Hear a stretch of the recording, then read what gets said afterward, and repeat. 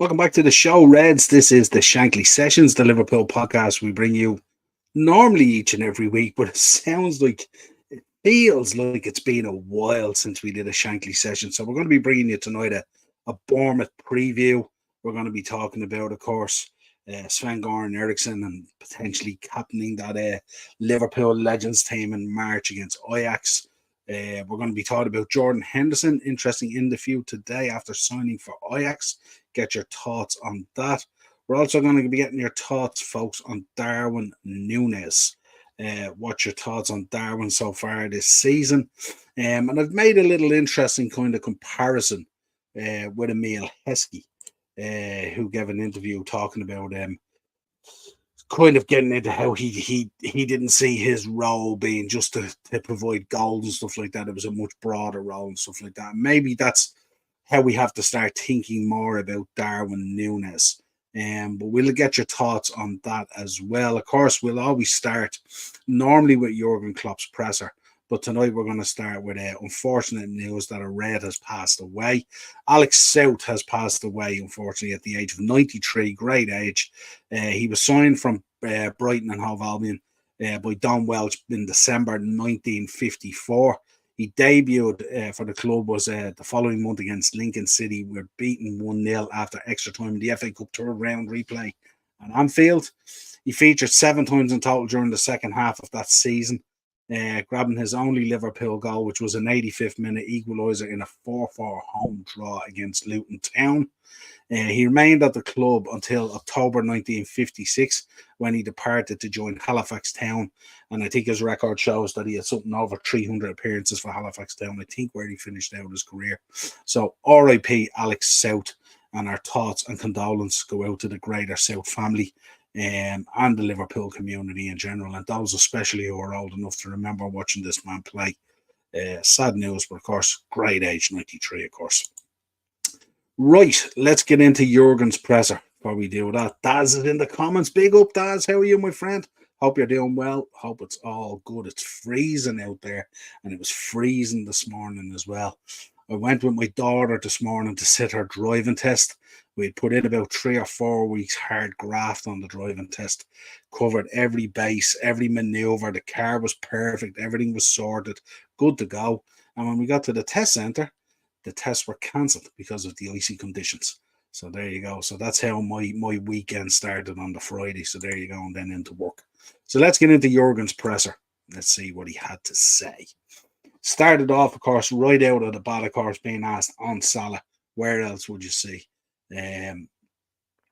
We don't know anything. We spoke last night and there was an assessment. They will do that and we will know more. At the moment, he was shocked and couldn't see why he was hit by something so intense. He felt it and we know how rarely Mo goes off. So it is definitely something, but I don't have any more info. There will be an ultrasound, an MRI, and then we will see. So, but he did look, I have to say, now it's hard to know with these things as well. A thigh strain, potentially a thigh strain, maybe a bit of a hamstring, maybe it was just a warning, you know, maybe it was one of those ones, you know, hopefully fingers crossed, can't afford to lose him at such a pivotal time in the season. It's bad enough losing him for a month to the AFCON without any further extended period and stuff like that. So it'll be interesting to see what comes back from that. We did see him walking out of the stadium and he was still involved. And he didn't look like he was favouring anything too much. So hopefully, fingers crossed, nothing shows up because we badly need him. Daz is in. That young lad just beaten in Bahrain final. I seen that. Did he hit a 9-darter as well, Daz? Did I read somewhere he hit a 9-darter? I'm not too sure. Yeah, because I didn't get to watch it. Right, let's continue on. Klopp on the injuries. Trent can walk on the catwalk. I knew that was coming. After Fulham, we will see Trent is close, Dom is close, Robbo's close, all going in the right direction, but not for the weekend's game. So the hope that maybe a couple of these players might be able to come back for that big Fulham game midweek, second leg in the Carabao Cup semi-final. Be nice to look forward to a final in February, wouldn't it? So hopefully the news is getting good on the injury scene. Badly needed, and anyway. He was talking about as well Klopp on Solanke. I am so happy for Dom. When we signed him, we were so happy with him, and he had so much potential. But it is Liverpool. At that time, he was not the most clinical, but the talent was obvious. He made the right decision to go there. through different stages, scored enough goals last season, and is now up there with the greatest. A really good kid, wonderful player who has done it in the hard way, moving a bit too early and then moving to Bournemouth. Fair play to him. And we do have to admire Dom Solanke. And it was mad at the time. I remember when they did the deal, um, Michael Edwards did the deal. It was 18 million or something we got from, plus a sell-on clause, I think it was, inserted in it as well. And at the time, I think Liverpool fans were going unbelievable about this, thinking 18 million for Dom Solanke. Now it's a snip now. Go try and buy him and see what he would cost you. Klopp on the team conceding first. I don't like to talk too often about negative. Maybe turn it around and think we are 1-0 down when we start. I don't know, but we play 95 or 100 minutes and we have to react. The difference is not that big, but playing convincingly for 90 odd minutes is something we want to do, definitely. They will have their own idea and are in a good moment. Yeah, pivotal not to be conceding early, something we have to look at. Klopp on Luis Diaz. You might have forgotten, but in the past, we've had maybe the best front three this has had in a long time. Mane, Firmino, Salah. How often were we discussing their drop in form? We discussed it at the time, but we just let them be. If Lucho is not playing great, I don't have to tell him he knows more than I know. It is about faith and trust and time. There was no doubt he would be back, definitely. In general, we weren't struggling at creating or scoring. It's how it is. The general trust and faith we have in the boys, and that's why they have spells for 2 or 3 weeks after the most challenging time in his life that he was not prepared for. He is back. I spoke to him, and you cannot smile. You cannot not smile when he was on the ball. I missed that a little bit, and that smile is back. There's no doubt about it. Lucho back after that last game. Really, really impressive. And he's had a lot to deal with. Injury, out for a long, long time. And back, and then of course the incident with the parents and the kidnapping and all. Sure to rattle your cage and need time to get back to your form and stuff like that. But good to see the boy out there smiling and playing again. And Klopp is spot on in this case. You know, and a lot of people were doubting Luis Diaz, and there was definitely at times questions and stuff like that. But once again, the gaffer getting it right. Klopp on Konate's form. I was not surprised because I know what he can do. All the defenders, Virgil, Kwanzaa, Gomez, we're top of the table and the boys are performing. The number of goals conceded, you cannot forget. It's not all Konate, it's the whole team. This is what we keep in our minds. It all starts from a common defensive idea. Like that from the gaffer. They're good words from the gaffer there. That like conceding goals is not just about the defense, it's about the team. We win as a team and we lose as a team. Klopp on the break. As much as the boys like going on holidays, they love football. Being back here, cold but blue skies, and that is how it should be. Absolutely. Enjoy your break, but now we're back to business. Klopp on Henderson. Interesting. I'm happy for him because it looks like he's happy, and that's the most important thing for me. I don't read these stories. People are critical of the move. First there and now coming back. I don't know how we dare to judge. We have one life, and sometimes you make decisions, and it is different after you make them. 99% when I spoke to him was football wise. Many things to develop there, but not critical of Saudi. But then he thought it was better to come back with his family. Ajax is a sensational club. Decent words from the gaffer there. And we'll get into that Henderson interview because we do want to touch on a few points on it and stuff like that. So it'll be interesting to see. Daz is in, yeah. Hit a 9 darter and a 170 checkout. Wow. Fire, isn't he? Fire. Klopp on Kwanzaa. Anyone who's been watching the podcast knows I'm a very big fan of Jarell Kwanzaa, and have been from the get-go. Just something about him that I like. Very, very impressive for a young head on those, a young head on those shoulders. Unbelievable. His composure, his reading of the game. Very, very good and very promising for the future. Clean sheets are good, but it's the performance. Jarell played an outstanding pre-season. People knew he was a talent, but his real face was shown when it got close to the first team. Since then, he's only played good games. Newcastle outstanding. All fine since then. Really good. I can only integrate into the team what the academy produces. So the amount of academy players at Arsenal, 10 altogether, that is a nice thing. It's about the players because the academy cannot produce miracles. They make wonderful art from pieces of wood. When some are scousers, it is even more fun. It's not the ticket into the team, but it's cool. Curtis, Trent, and now Jarrell. It lets youngsters know what is possible. Great words from the gaffer on Kwanzaa. Really enjoyed that.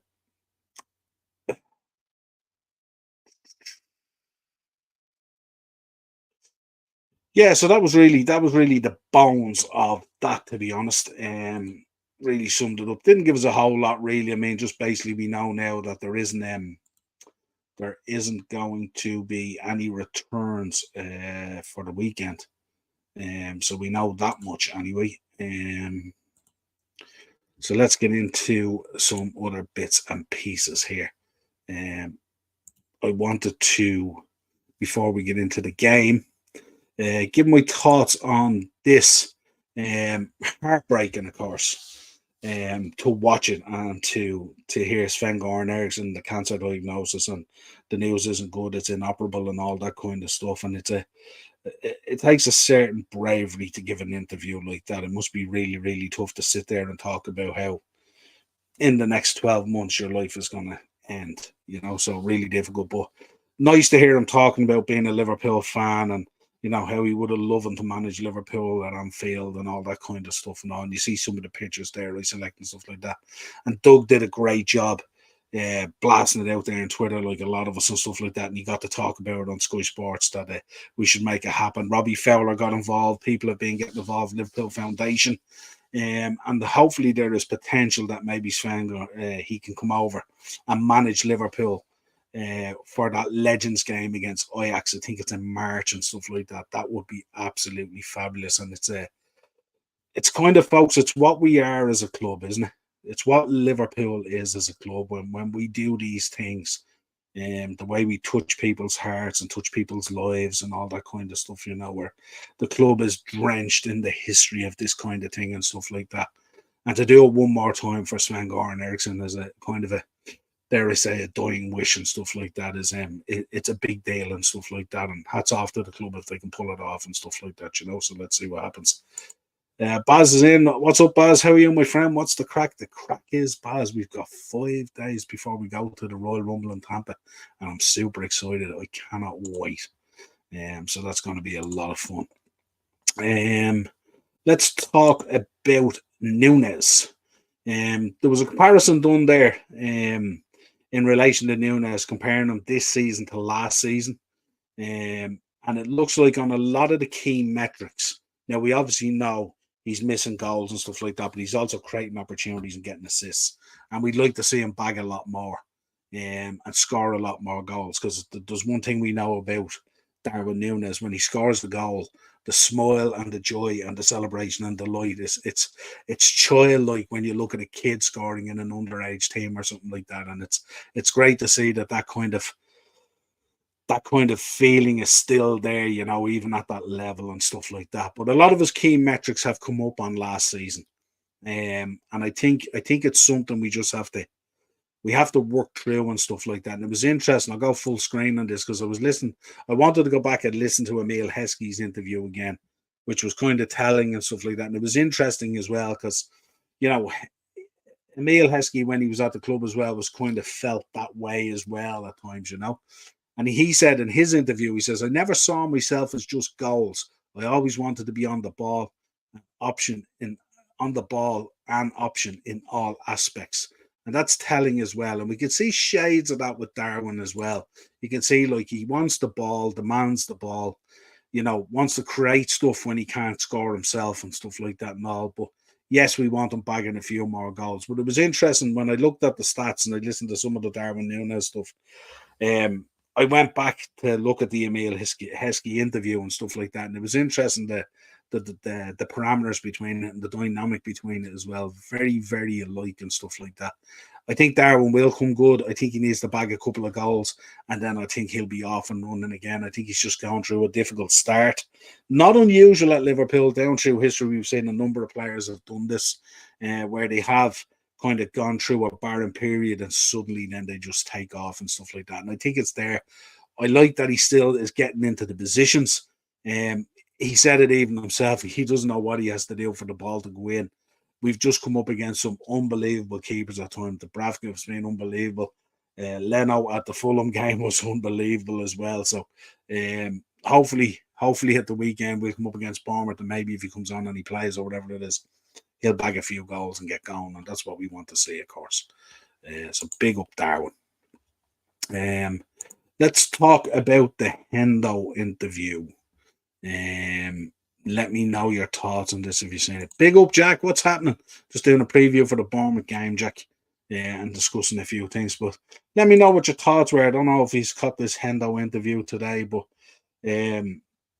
I'll break it down for you as what you thought. He finalised the switch yesterday, did the medical and all, and became officially an Ajax player. Apparently since then, his jersey has been selling out like crazy. But reports had suggested the former Liverpool captain would have faced a large tax bill on his earnings in Saudi Arabia if he had signed for a Premier League club. But he insisted the move to Ajax was purely a sporting decision. Now, we don't know the source of that. Don't believe what you read in the press, he said, Hendo said. It had nothing to do with anything but football. I felt it was the perfect opportunity to come to such a huge club and showcase what I've tried to do my whole life, to dedicate myself to football. The welcome here has been incredible, and I'm overwhelmed to be given the opportunity at a great football club and to repay the faith shown in me. Over the next 2.5 years, I will give everything to get the club back on track and to be as successful as possible. And it's interesting that the kind of narrative that's come out over the last few days, coming back from Saudi and all, obviously he felt it was a mistake, couldn't settle all these different kind of things and stuff like that he had faced. So, and it just didn't work for him now. Can you really decide after 6 months, maybe 5-6 months, whether something has arisen for you? I'm not too sure. I think you probably have to give it a little bit more time than that to see can you fit in culturally and stuff like that. We don't know if there was background stuff, maybe issues with the wife and the kids. They couldn't settle in Saudi, and we know he's such a family man and stuff like that as well. Maybe it just didn't work out. Who knows? Henderson revealed, I'm in contact with Gareth Southgate regularly, as I have been many years. That hasn't changed. Reports had also claimed a desire to play more competitive football and attain his place in the England squad for this summer's Euros played a part in Henderson's desire to leave Saudi Arabia. So let us know your thoughts on that as well. Like he is with all the players, you know how close he is to the lads. He understands the situation. I learned a lot in Saudi Arabia, but it didn't work out. Henderson spoke of his ambitions to help grow football in Saudi Arabia when he joined Al Ettifaq, but the parts amid reports he struggled to adapt to the climate and culture in the country, which really shouldn't have been a surprise. However, the 33-year-old refused to criticise Saudi Pro League or Al Ettifaq, who are coached by Steven Gerrard, who we know has just extended his contract there to, I think, 2027, if I'm right, saying, I think a lot of people would like me to sit here and criticise the Saudi League and everything that went along with it, but that's not something I'm going to do. I have full respect for the league, for the club, and for the people over there. They made me feel welcome, but unfortunately, sometimes these things don't work out in football and in life. When asked whether he regretted joining Al Ettifaq, Henderson said, obviously, it's a big decision and how long I'd been out in Saudi, but they fully respected it, and I'm thankful it was handled in the right way. Everybody shook hands and we moved on. In life, if you want to call them regrets or mistakes, you call them that, but they're only mistakes if you don't learn from them. I learned a lot over there. I haven't got a bad word to say about anybody over there. I'll have friends I'll speak to forever. There were positives to come out of it. In the end, it didn't turn out the way we both wanted it, but we ended it on great terms. Henderson reiterates apology to those offended by the Saudi move. Don't know whether this is an easy situation to recover, to be honest. Henderson's decision to move to Saudi Arabia, where same-sex relationships are illegal, attracted scrutiny given his outspoken support of the LGBTQ plus community. During his time in England with the midfielder, again apologising to those offended by his transfer. If anyone was offended or feels as though I upset them, that's on me, Henderson said. That was my decision and I apologise for that. It was never my intention. I just want to look forward now and concentrate on being the best player I can for Ajax. My beliefs have never changed and never will. Again, I can only apologise if people feel let down. There you go. Let me know your thoughts on that, how you felt about it and stuff like that. And Yeah, fastest Ajax shirt sales, isn't it? Mad and stuff like that. Yeah, as in he will be good for Ajax. I think so, absolutely. His experience is what's key when you're bringing Jordan in. You know, he has a wealth of experience there, and I believe even talking to Darren on the shows, the reason that Southgate retains him in the England setup and stuff like that is that experience that he brings in quite a young squad, and that can be invaluable as well, even if you're not playing. But just to bring that experience into the squad and stuff like that. Big up Jack, says Daz. And at Daz, hello Daz, mate. Hope you're good. Rating more shirts soon. Like that. I love those. Those shows are always great. So Ken, let us know your thoughts on Hendos, folks. Come back. Didn't work out in Saudi Arabia for a plethora of reasons. Will we ever really know the reasons? Who knows? We can only go on what the man says. But we shall see what happens, and we'll follow it closely. And like we always do, we always monitor ex-Reds when they're playing, see how they get on. It'd be interesting to see how Jordan gets on in the Eredivisie with Ajax. They have moved up the table greatly. They were way down at one stage, fighting near relegation. I think at one stage they were 18th or 19th or something like that. But I think they're back up to either 5th or 6th now, and they're probably trying to be pushing on for a European position now at this stage, second half of the season. So there we go. Let's see how that goes. Only one sub from 450, so I'm going to keep grinding out my Rating Clubs Shirts series. Absolutely. Folks, if you get a chance, pop over to Jack. Jack, drop a link in the chat there, will you, if you can. Get over there and drop that sub on it, folks. Bring the man to 450. It's the least you can do. Also was going to get your thoughts on... I wasn't actually. I lie. I'm going to talk about the Bournemouth game now. I want to get into the Bournemouth game. Really, really important game for us. Both clubs have had a bit of time off, let's say. Bournemouth coming back, great comeback to win 3-2 against QPR in the Cup. And of course, us beating Arsenal. A lot of that game we spent nearly getting battered till the second half of some of the tactical changes that Arsenal then just couldn't live with, really. And we rode our luck a little bit. Arsenal should have had a couple of goals. In fairness to them, they should have been 2, maybe 3-0 up at half time and stuff like that. They didn't take their chances. They hit the bar, we hit the bar, all that kind of stuff. But yeah, that's the way it goes, you know. And you ride your luck. But in fairness to Andoni at the moment, Iraola, he's doing a fabulous job at Bournemouth. The foundation that was put in there for Gary O'Neill as well, so they've really pushed on and are doing really well. And they're looking really, really solid. The form of Solanke is incredible. Billing being back, I know he was out with injuries and stuff like that, but Billing being back is pivotal to them as well. That's where the danger tends to come from. Billing in that midfield, pulling the strings and stuff like that. Very, very strong, aggressive, battler there in midfield and stuff like that. And that's something that Alexis will have to be aware of, along with Curtis and with Harvey, if that's the midfield that we're expecting to go with. Let us know what your starting 11 is, folks, as well. We're going to go through starting 11s now in a few minutes and stuff like that.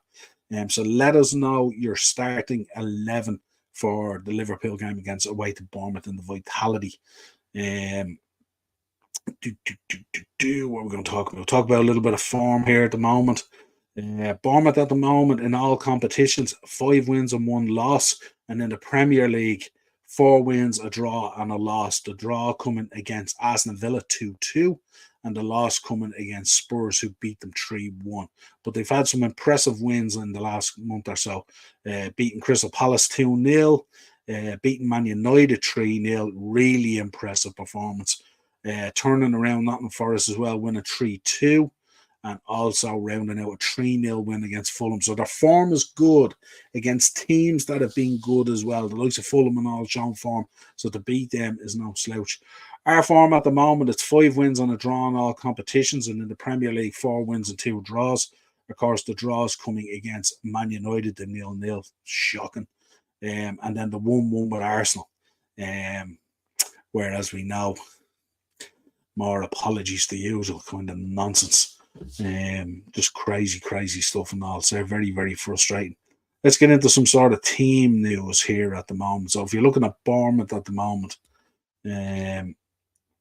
Marcus Senesi, he was cautioned for the 5th time in the Premier League, thus ruling him out of the visit of Liverpool. So Chris Mayfam is going to step in there. Lloyd Kelly, apparently a transfer target for Liverpool, could be back from a thigh problem, but Tyler Adams remains out with a similar issue. Shame on that, because he's gone in there and he would have been a decent signing for them. Adam Smith is out with a muscle. Kerkev's potentially out with a foot. Ryan Fredericks with a calf. Darren Randolph has illness. Dango Ouattara, he's out on international duty, of course, at the AFCON along with Semenyo.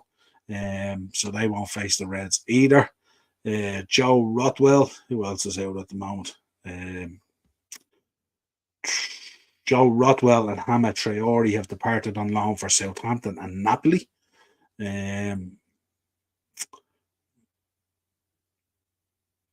While Bournemouth may be boosted, the return of left back Liverpool without their two senior ones, obviously Robbo out with a shoulder, Costa's out with a collarbone, and Trent obviously will miss a few weeks as well with that knee issue. Expecting to be back probably for the Chelsea game, but there is talk that they are progressing, and there could be a couple of these players, including Domino, could be back in time for the Fulham game, which would be a huge boost for the squad. Stefan is still out with the calf, Ben Doak with the knee, Thiago with the hip. We know he's back in training, doing specialist training for the hip. Joel Matip knee, we know the story there. Most of the season gone, may get back for the last game, but don't hold your breath on it. Endo was away with Japan, absolutely lighting it up. Mo with Egypt at the moment, but has that injury scare now, so we'll wait and see what way that pans out. Klopp was also optimistic about Dominic Szoboszlai's tie back for Sunday's game. Probably not back for Sunday's game, we will see. And Connor Bradley is set to make his full Premier League debut at right back. Looking forward to seeing that. Did really, really well in the cup game, I think. So really, really impressive. So let's see, where are we at? Daz is going with Allison, Bradley, Kwanzaa, Virgil van Dijk, Gomez, Jones, Maka, Harvey, Ryan, Harvey, Cody, Jota, Diaz. Interesting. Big up, Corvo. How are you, my friend? Hope you're all good. Trent, as that says, Trent back for Chelsea. Niall, I checked last night. Yeah, it looks like he's going to be back for Chelsea, but never know. He might be back soon and stuff like that. We shall see. So let's have a look. Let's have a look at our lineup. The lineup I went with Allison and Nets, Connor Bradley right back, Konate and Virgil and Joe Gomez, who's looked really good in that left back position there. Curtis, who was excellent. Alexis back in the 6. Harvey back in midfield, and then I'm going with Jota on the right, filling in for Mo, Darwin up the middle, and Luis Diaz on the left. Now again, he might favour Cody over Darwin. I'm not too sure. Let's see what happens there. But tight on options at the moment. Really tight on options at the moment, considering injuries and also considering AFCON and Asian Cup, of course. Losing Endo and losing Mo Salah does not help things at all at the moment. Hopefully Mo's injury isn't too bad. But that's what I've gone with there. I think in most cases it kind of picks itself. As I said, really the only place we can kind of play around mainly is, okay, Konate could come out and Kwanzaa could go in. I'm not too worried either way. That wouldn't bother me at all. And then I suppose, depending on what way he wants to do up front, if you're playing with this kind of formation, they can be interchangeable at times and stuff like that. So you could have Darwin popping out here, you could have Luis Diaz coming in more central, same with Jota. So you have lots of options there, and you've Cody on the bench if you want to mix it up and stuff like that. So let's see what happens. It's a huge game against Bournemouth. If we look at the Bournemouth lineup, and again, it's quite fluid when you're getting information about players and stuff like that. So they're going with Neto and Nets, Aarons, Sabarni, Mayfam, Kerkez, Christie, Cook, Tavernier, Billing, Kluivert, and Solanke. Quite a potent attack here. When you look at Solanke up front there in the tip, we know what Billing does running from deep and how he moves the ball left and right to open things up. Tavernier speaks for himself. He's having a real good season at the moment, getting heavily involved, both with assists, set pieces, and goals at times. Kluivert again, dynamic out there, I would say. So we have to be very wary of this, especially when we have Joe and when we have Connor Bradley. These are guys who are, easing into those positions, let's say. Both have looked really, really good, but these guys have been very potent this season. We've seen what they did to Man United, put 3 past them, opened up the game, and as soon as Billing arrived as well, changed it really. Cook and Chrissy sitting in the midfield, always do an excellent job. 2 battlers there as well, with Billing at the tip. Sure to cause trouble and stuff there as well. So that's what I'm saying. Alexis is going to have to be on his game, and I want to see Curtis running at Cook and opening up as well and stuff like that. And also on this side with Chrissy, with Harvey Elliott, let's see what they can do against these 2 boys. Defense, I'm not overly familiar with and stuff like that. I know Neto is a solid keeper and stuff like that, but I know Bournemouth, they don't tend to get hammered. They don't tend to give up a lot. They tend to lose by the odd goal if they do lose. But when they open up, like what we've seen against United, like 3-0 and stuff like that, and beating Fulham as well, very impressively as well, is key when you think about how we got on against Fulham and how at times we struggled and stuff like that. So this is going to be a big game. Really, really important that we get the win. As we said at this time of year, especially with players gone on injury and the AFCON and all that kind of thing, it's important to just get the points, put the points on the board. Don't be overly bogged down in the actual performance. We want to perform well, but nothing more important than the 3 points. Would you start Allison on Wednesday or Kelleher in the FA Cup?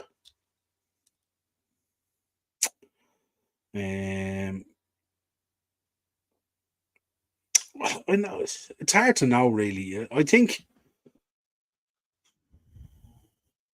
know if Kelleher's the number 2 there, and I think he's been playing those games. So I think it's I think it's important that he continues on and he sticks with him and stuff like that.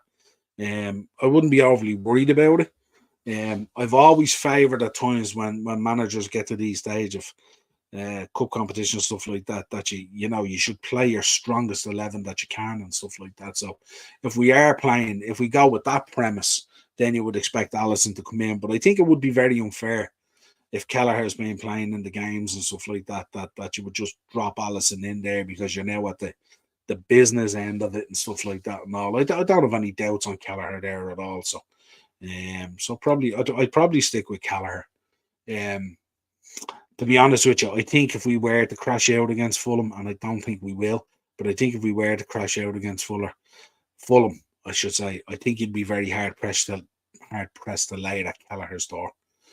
But again, it all depends. We've seen it in the past with other teams how ruthless they can be and just change the keepers for finals and semi-finals, and that's just the way it is.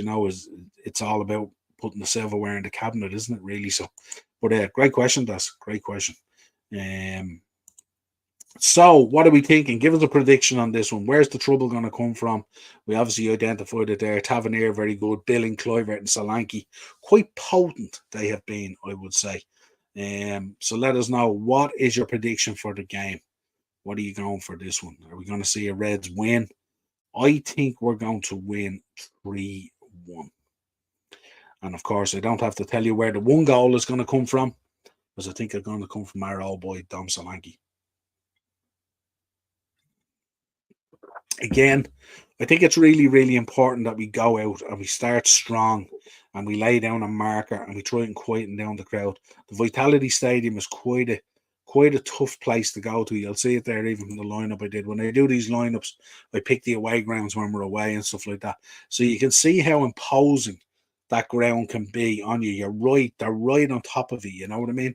And that hasn't always been a cauldron of success for us, as we have seen our performance in the Luton game and stuff like that.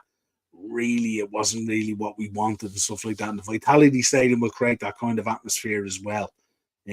So we have to be aware of that. So we have to go out, be professional, be on it from minute 1, try and silence the crowd. If we can't put an early goal on the board to settle us down and stuff like that. Always an interesting one as well when you're coming back from a break. You kind of just don't know what way the players are going to come back and how they're going to perform and stuff like that. And, if they've, after taking on this rest and this bit of a holiday that they've had and stuff like that, are they going to come back a little bit rusty? Are they going to be ready to go? And that's always the danger as well. And no doubt Andoni, he will have them ready. So it's really, really important that we are at it. And especially with players in there, you've Joe on the left, you've Connor on the right. I won't say makeshift, So the players are in there, but we know that that's potentially areas where we could be potentially exposed. And again, I'm really looking forward to Alexis versus Billing. I think that's going to be a really, really good battle there in the midfield.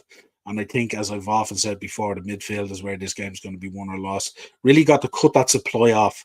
Cut that supply off out to their wild men, out to Tavernier and Cliver. Try and cut that off, cut it off early. Curtis is going to be vital as well, and Harvey, in terms of tracking and shadowing Joe as well, and Conor Bradley as well in this game, to make sure that those boys are not getting too exposed out there from those wide men. Otherwise, they can open you up. And then we know Billing arriving late, and also Solanke and how prolific he is at the moment can definitely punish us. So we're going to have to be so careful. That's 4-0 away win. Nunes by 2. Nunes, Diaz by 2, Jota by 1. Nunes by 2, Diaz by 1, and Jota by 1. If we get a pen, who will take it? You have to give it to Darwin, don't you? No, it depends on the score. It depends on the score, Daz.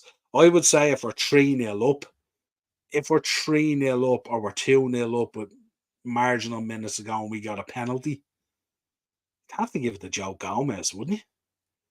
It's only if we need it. I think Darwin might step up. Jota's handy enough on the penalties as well, so don't know. It depends. Maybe with Salah out of the building and Trent obviously not there as well. I wonder, is it a kind of a thing like whoever wins it takes it or something like that? Who knows? But certainly if the game was comfortable at that stage and we won a penalty, I'd be putting the ball in Joe Gomez's hands. It'd be sensational. We'd love to see Joe Gomez score a goal, wouldn't we? Class. Place would erupt. Sorry, I'm back. I had to go get my short headed.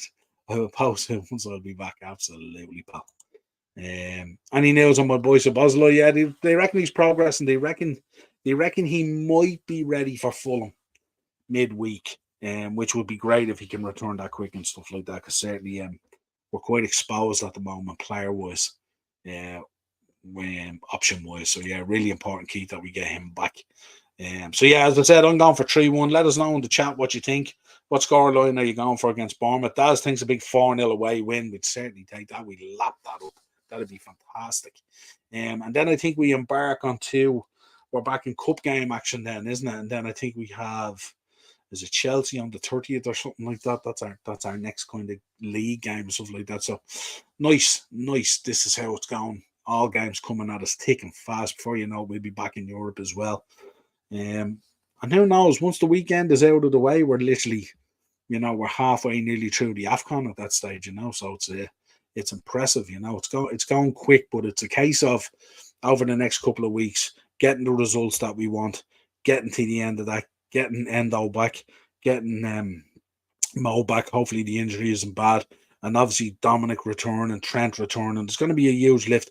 I think if we can hold things together till the beginning of February, I think we have a great chance, because we have so many players coming back and so many options, and it'll give us the opportunity to rotate a little bit better and stuff.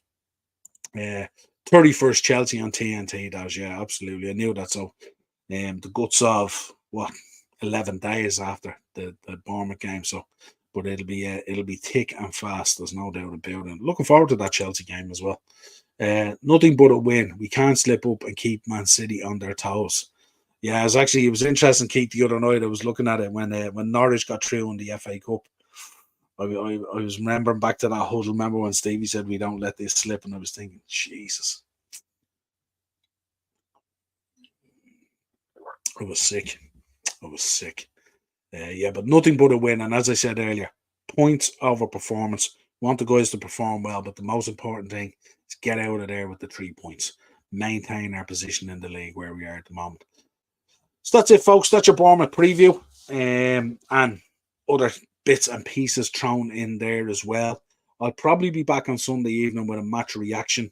If I'm not doing my match reaction, I might be on Jack's channel if Jack wants me on Anfield Road TV to do the reaction there. Hopefully it's a positive one. Hopefully Connor does great. Hopefully Joe's still doing good and stuff like that. Hopefully get a few goals. Maybe Darwin on the score sheet, Jota the front boys and stuff like that. Alexis with a powerful performance in midfield against Billing, and the boys should be good enough. And I want to see Curtis make those runs again. That real positive forward-thinking runs. And Harvey with that bit of dribbling and stuff like that. So let's see how it goes. Should be really, really good. Really looking forward to the game. Nice to have the Premier League back as well. We definitely do miss it and stuff like that, but we just need to keep it going. We need a slip tomorrow from Arsenal. Yeah, could happen. The Palace game is going to be very, very interesting. Nothing is a given. You know yourself when you're back when you're playing against Palace, anything can happen.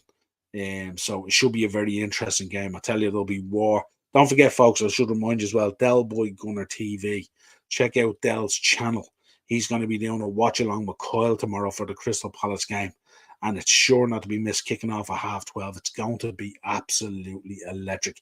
And the two boys together on the screens, they will not mince their words. They will be going full board in there on that watch along. So make sure, set it up there. If you haven't already subscribed, head over to Dell as well. He's trying to get over 1,000 subs. So make sure you're subbing to his channel as well. And make sure you hit that bell notification and that notification button on that video as well, that watch along if it's up there. Not to be missed tomorrow. That will make your Saturday, trust me. And let's see how it goes. But a difficult one to call, a real difficult one to call. Lots of Gunners fans at the moment talking about a Palace win or potentially a draw. Haven't heard a huge amount talking about a solid Arsenal win. So let's see what happens out of that. Jack is back in. Back, my new shirt is so clean. The music is perfect for the GIF. I love it. There you go. Awesome. But yeah, so folks, that's it. As always, if you could subscribe to the channel, hit the bell notification button, drop a like on the video, let us know your thoughts on the Bournemouth game. And like I said, Sunday, one way or another, we'll be back with a match reaction either on this channel or potentially on Jack's if he's doing one. Let's see what happens. Have a great weekend. Stay safe. Be careful if you're going out driving around like that crazy icy out there. So really, really careful. And we'll talk to you again real soon. Let's go Reds. Top of the table Reds. Let's keep it that way.